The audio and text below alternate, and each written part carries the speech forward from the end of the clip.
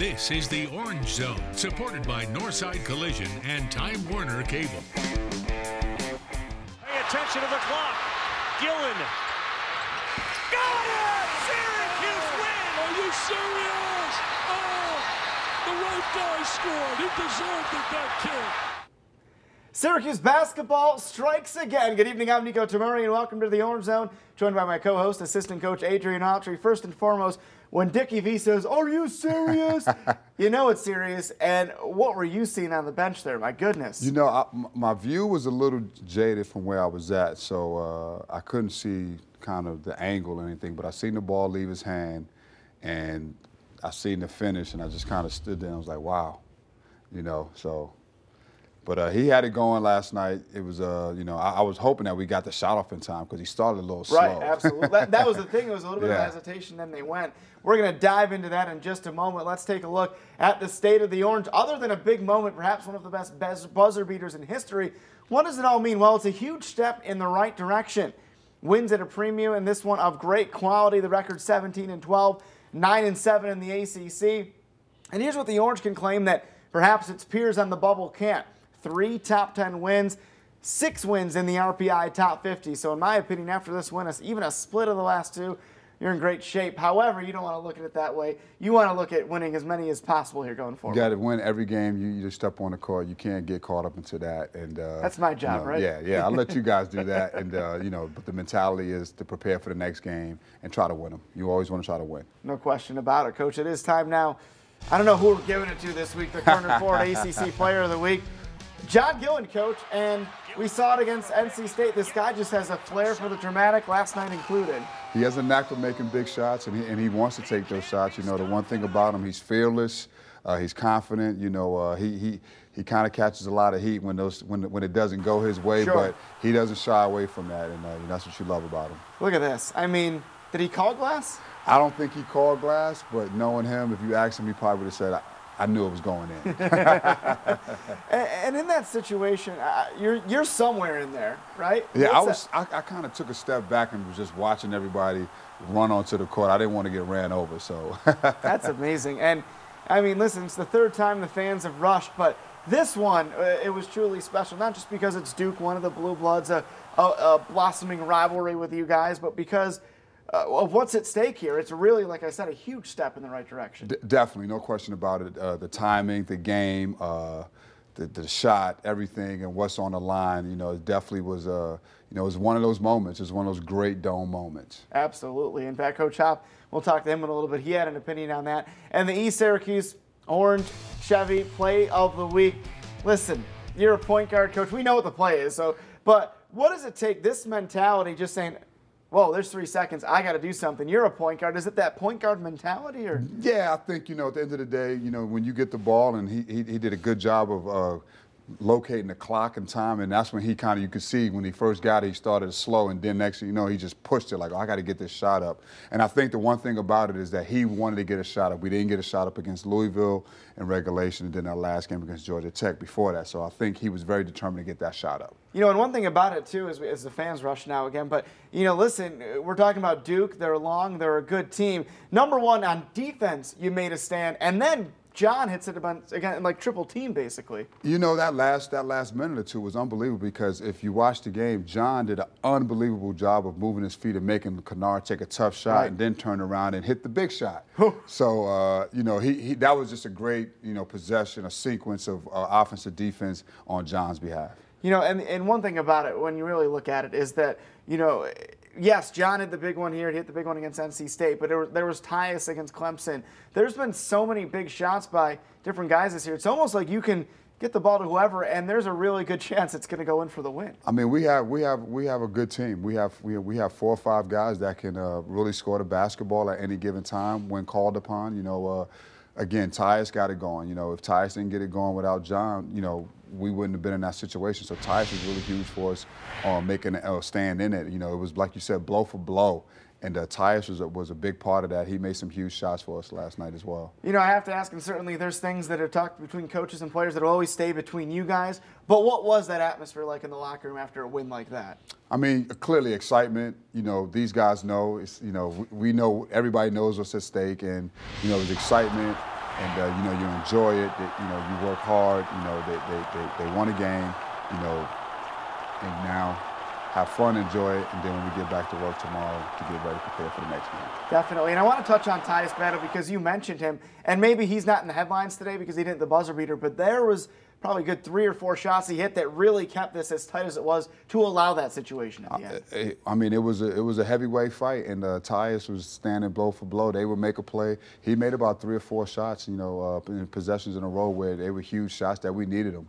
We really did. And he was really good. He was really good. A freshman against Duke in that situation, that's pretty impressive. Oh, yeah. I mean, he was, you know, again, it's Duke, you know, it's the ACC, but, you know, games like that as a player, no matter what game you play, but the reality is some certain games, it's just got a little bit more juice to it, and I think, you know, as a player, you want to play in those games and be involved. So, listen, I know fans are going to be reliving this and watching. There's even the video on Twitter, I'll play it for you when we're done, of, like, the Titanic music that John Gillon took. I mean, that's fun. But, so I know fans are going to enjoy this until about 1:59 p.m. Sunday. For you guys, you're already working on Louisville, I'm sure, and just that mindset of, listen, this was great, but we've got more work to do. Absolutely. I mean, you know, enjoy it. You know, the kids enjoy it, but when we get back in the gym, we got to get ready and prepare for Louisville. That was a game that, you know, that's our next game on the schedule. It's going to be tough on the road, but we got to, you know, get ready for that because, you know, we still have games left to play.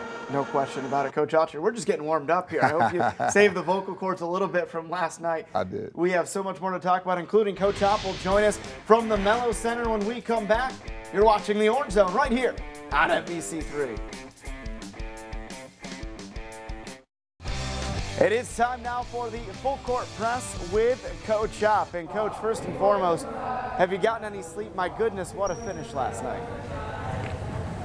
Oh my gosh, it was like a wedding, you know. You go to the wedding, you find out that you go to bed at 4 in the morning, you're up at 8, like, oh yeah, this is great.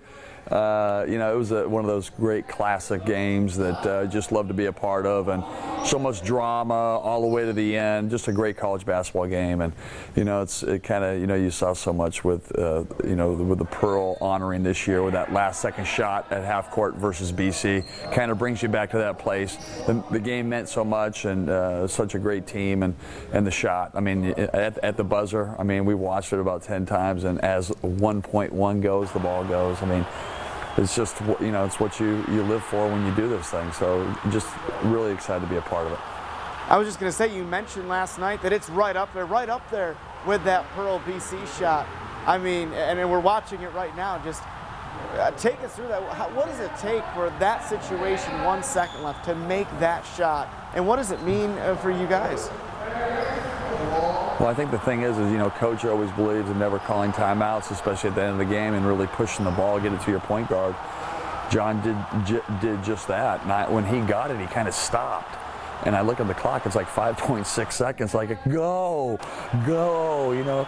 And he went, and I was surprised he pulled up. I thought he was going to go all the way, and he made an unbelievable play pulling up, and then just seeing it hit, it was just, you know, like it was surreal. You know, like it doesn't happen. It was like a fantasy. And then next thing you know, it was like the running of the Bulls and all the fans coming. I mean, it was one of those, just an incredible game to be a part of.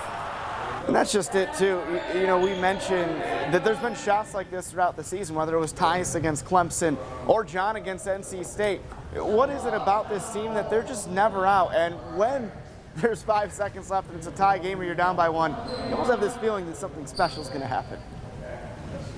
Well, it's you know, this team has put a lot into it, and it's called basketball karma, the basketball gods.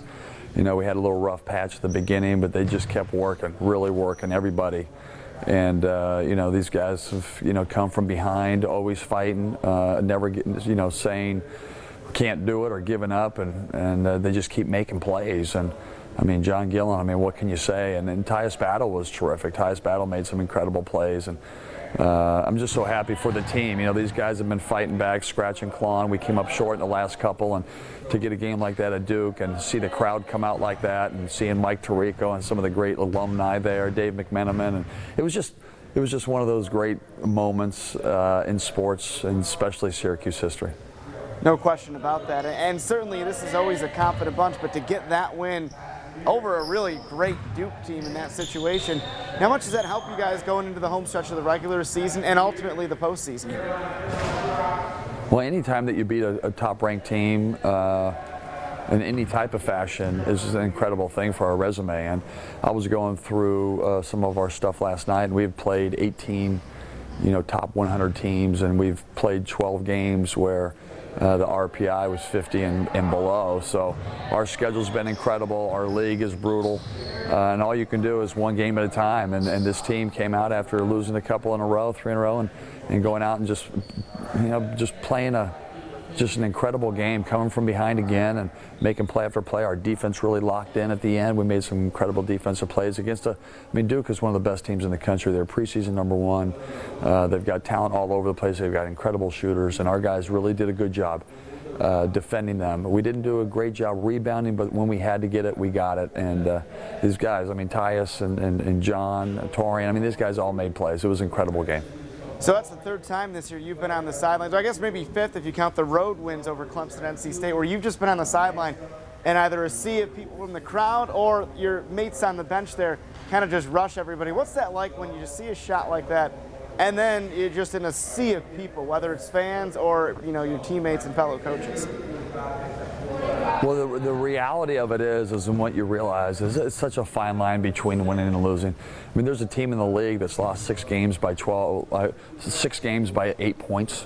And it's a play here, a play there, and that's why when you work for Jim Boeheim, every play matters, and that's it's a fine line, and these kids just keep making plays, keep getting better, never quitting, always fighting, always scratching.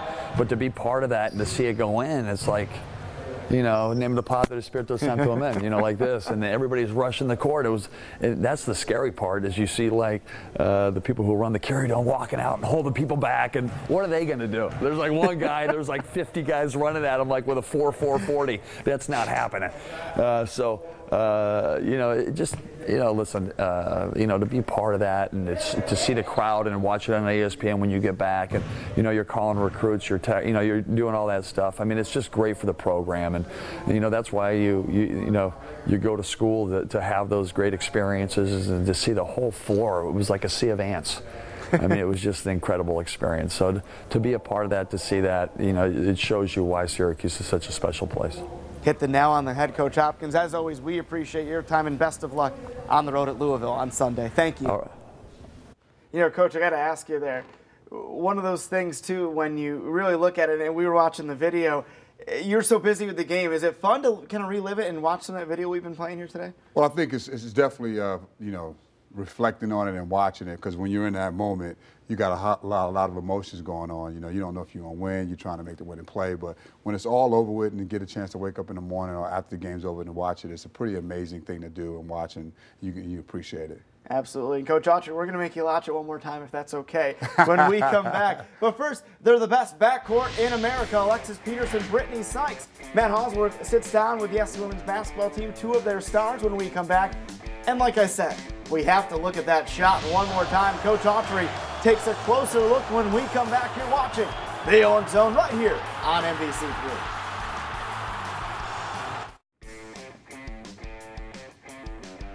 We're back here on the Orange Zone on NBC3. And Coach, you know it's my favorite segment, especially after a big shot, a buzzer beater like that. It's about the 3rd time we've had one of these. It's time for a closer look brought to you by Allen Eye Associates. Let's start with the defensive end, Coach. This may be underrated, but this was big. This was huge. To get the stop, they have a chance to make the go-ahead basket. But John was unbelievable, moving his feet, beating him to every spot. Almost reached, but he didn't. Good rebound by Tyler, great rebound. And now the shot, just the way we drew it up. I love it. Go, drive it, and push and hit off the backboard. Game's over. No question about it. And like you said, going back to the defensive end, how important was that? Because especially in a game situation, there is that you want to make a play and steal it, right? Absolutely. You have that urge, but John did a great job of really just closing out Andrew, bumped, cut off the angle right there, went again, slid his feet. It's textbook, right there, beat him to the spot, didn't reach. You don't want to bail no one out at that. You got to make him make a shot, and he took a tough shot, and Tyler did a great job of going to get the ball and almost lost it, but he did a good job. Him and Tyus was there to secure it. So. We know over the years that Coach Boeheim has not been one to call a timeout in this situation, get it to the point guard and go, and it was you as a point guard at one point. Talk to me about that mentality, and clearly it worked last night. Well, I think, the element of not being able to set up anything especially the defense. I think when you call timeouts in those situations, you give the defense a chance to set up and get situated. In this type of situation right here, it's hectic. No one really wants to foul. Right. So you want to be aggressive, and what play are you going to draw up better than, when you catch people off guard? So I think it's putting the pressure back on them. And it's a tie game. Right. It's a tie game, so worst case scenario, you're going to overtime at home. I love it, and that's exactly with the momentum, no less. With the momentum, yeah, absolutely. And we're talking about a team in Duke that Coach K, discipline, we know the whole 9 yards. So is that part of it too? I mean, I know he does it no matter who they're playing with the unsettled situation and whatnot. But to have a team that's that disciplined with 3 guys right there, I mean, how impressive is that? I mean, big shot. I mean, you could tell he wanted the shot, and he took the shot, and he didn't he got a little window like he did against NC State and got the shot up. Absolutely. And by the way, at our newscast on NBC3, from our affiliate in Houston, we have video of 9-year-old John Gillen playing with the great Calvin Murphy. It's pretty cool. Yeah. So he's been doing that sort of thing for a while now. He's been doing it for a while. He's made a couple for us this year, man. So, but you could tell, again, he's a confident player, and you could tell he wanted to make that shot. And you're give or take here, I'm over there by the locker room. Okay. I'm kind of by the locker room, so I'm just standing back and watching this. No question. We'll watch it one more time. One of the best buzzer beaters in Syracuse basketball history, easily top 5 in my opinion. Oh yeah. This is going to play for a long time. No question. This is one of the great shots in Syracuse history, I believe, especially at the Dome. Absolutely, Coach. Thank you so much. We want to check in with the Orange women's basketball team. Matt Hosworth checking in with the best backcourt in the country. Alexis Peterson, Brittany Sykes. Alexis Peterson and Brittany Sykes, otherwise known as America's best backcourt.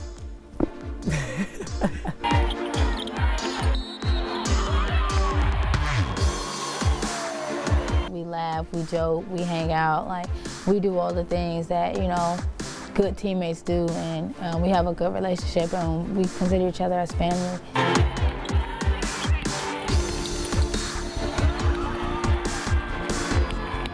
Coach Q told us before the season started that we can be America's best backcourt, and we just took that title and ran with it. Who else, can really do the things that we do, and that proves that we are the best backcourt. And you have a scoring point guard who can dish the ball at any point. You have me who can score the ball at any point and do other things that can affect the game that's probably not on the stat sheet. But what is on the stat sheet is a combined 42 points per game, which is good enough for spots on a pair of national award watch lists. In other words, Peterson and Sykes are rewriting the program's history books, one bucket at a time. We wanted to create a culture where Syracuse is talked about in the NCAA run, and we're going to keep doing that. Coach Q does a great job bringing those players to bring us to that level of success that we need. When you come in with a free mind and you come and you play basketball because you love the game, it's easy. Peterson and Sykes forged a relationship well before their time here on the SU Hill. How about all the way back in high school? The two played against one another in an AAU basketball game all the way out in Las Vegas. It was that point in time when Sykes knew Peterson would be a good one. And, well, as they say, the rest is history. She played for the Philly Bells. I played for Sports City U, and we played each other a couple times. Our point guard at the time was sitting out. I think she was in foul trouble, and I had to run the one. Complete nightmare. We've always, known each other. We've always played against each other, played on the same team at camp. I did back her down most of the time. I didn't want her to steal the ball from me, but I mean, she's on my team now, so it's okay. We've been very familiar with each other, and just coming here has just increased that relationship. A relationship that was forged on a basketball court, and one that will last well beyond it. Reporting on the SU Hill, I'm Matt Hosworth. No doubt they are fun to watch. Coach and I are on our way there right now. Best of luck to the Orange against Wake Forest tonight. We'll be back to wrap up here on the Orange Zone. Welcome back to the Orange Zone. We're here to wrap things up. And Coach, Central New York still euphoric after that win over Duke, but you guys are focused on Louisville. Listen, we know they're tough, especially in their building. Road game on the ACC, it's going to be tough. Definitely. We have 30 seconds left. Just what can you take from the first matchup with Louisville heading into the game on Sunday? Defensively, they do a great job of getting out on our shooters. So we got to move the ball a little bit more and try to get into the seams and attack. No question about it. Coach Autry, congrats again on one of the best wins in Syracuse basketball history. Coach said it, not me. So for Coach Autry, Coach Hopp, and Matt Halsworth, I'm Nico Tamuri, and we'll see you next week on the Orange Zone on NBC3.